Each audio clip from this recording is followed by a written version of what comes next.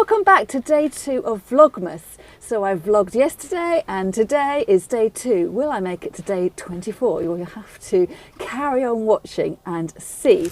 Now today's project is I have bought some what I thought was very expensive paperwhite bulbs. I've been looking for these for a while and I suddenly discovered them in a garden centre near me, and they were priced at £6.99, which I thought was a lot of money, and that is for 8 paperwhite ziva narcissi. And they've obviously been in the shop quite a while because they have already started to sprout. So I'm going to sink down slowly, yet I can't quite decide how to get my camera angle right so you can see what I'm doing. So I'm sitting down at the end of my garden, wrapped up for winter time. Now I've got a tip for you. I am not a gardener, I am the florist that teaches. And a top tip from my husband is something he learnt from his father, and I'm holding my fingers like this because it involves fingernails and soap, and his advice was to take an old bar of soap and claw away at it, and that way it'll be much easier to clean out your nails afterwards than trying to scrape out that black from the soil. So I'm just going to do a little bit of prep work there, well and truly gouged in under my fingernails. So having done that, let's get on with the gardening. So it's all about the look for me today. I've got this beautiful vintage bowl. Can you see it's got the smallest of chips just here, and because of that I only paid 50p for this, and I think it's an absolute bargain of the century. And all I do whenever I use this bowl, bearing in mind the chip is there, I just make sure whenever I put my flowers in it, I turn it around and then the chip is hidden away from view. So this is a flower arranging vase, so it would be known as a windowsill vase or a mantle vase, a boat shaped vase, a trough shaped vase, and it's probably dates back, I would think, possibly to the 1930s. So I am going to be careful with it. I don't want to break it. There's no drainage holes in there, so what I'm going to do is I have saved some gravel from another pot plant that I decanted the other day. So I'm going to take that into the bottom to become my gravel. And then I have got some potting compost here. I'm going to put a layer of potting compost over the top, which as I pour it in, I think I must have salvaged from another flower pot because it's also got gravel in it. It's very dry, it's been indoors for quite a while.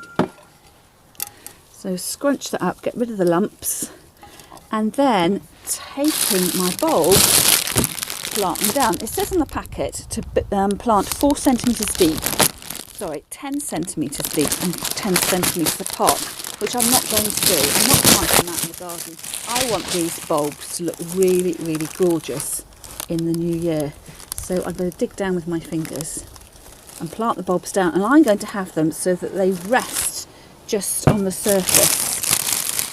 So here we are, beginning to sprout already, which has got to be good news. At least I know they're alive and well. This one looks like it's got babies. Dig them down.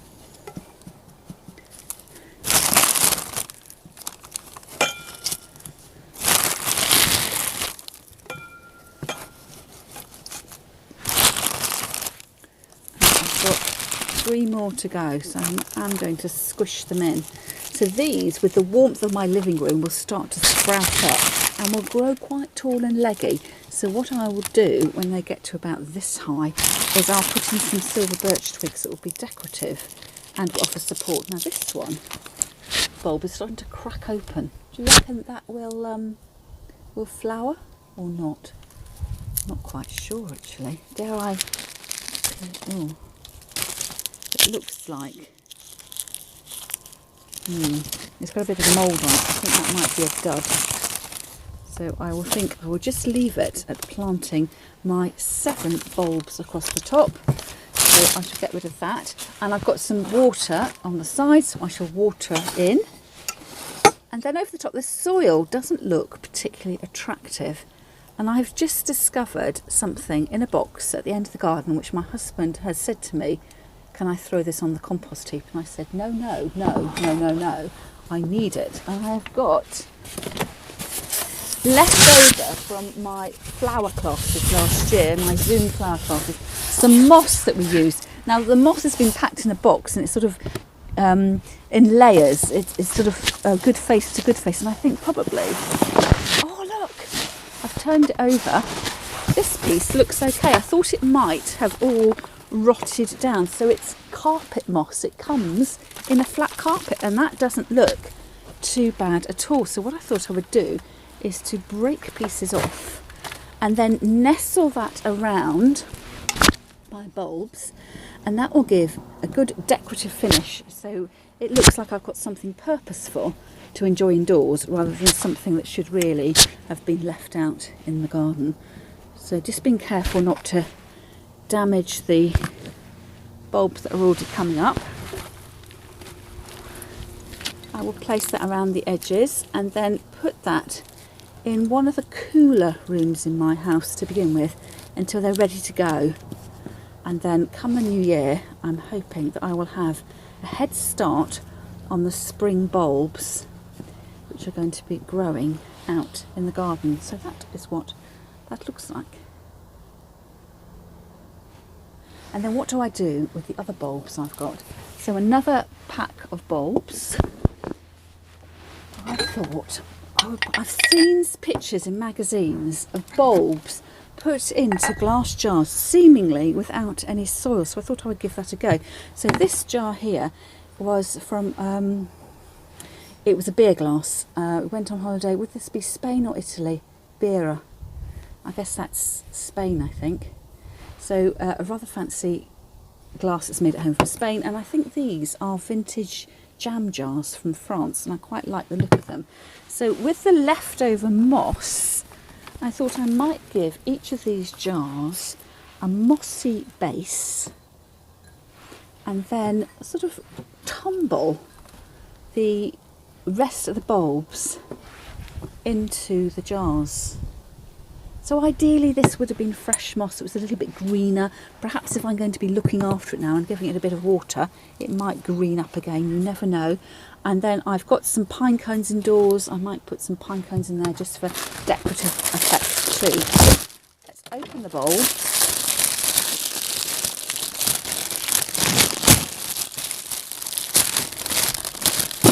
And these ones, these are even more advanced than the other ones. Literally, I'm just going to put them in there like that.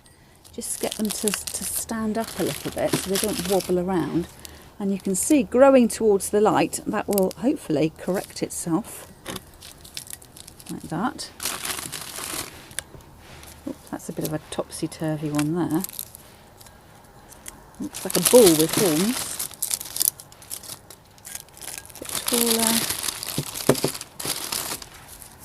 And this is a much more modern, much more contemporary way of displaying the bulbs. So that's my full 8 there, I think. So again, I will dribble a little bit of water. I don't want them to get waterlogged, so just dribble a little water, and I can put some decorative sticks in here. I could put fake berries on the top, just something to glam it up a little bit. So again, just so it looks intentional, and I haven't just, you know, chucked a few bulbs into a jam jar, but just a much more modern look than planting them conventionally in the soil. So if you fancy having a go at planting indoor bulbs, I'd love to hear what containers you're going to plant them with, what bulbs you decide to go for, and whether you're going to go for the traditional method of planting them in soil, or whether you're going to go a little bit more modern and plant them in jam jars with no soil at all. That's all from me for now, and I'll catch up with you tomorrow.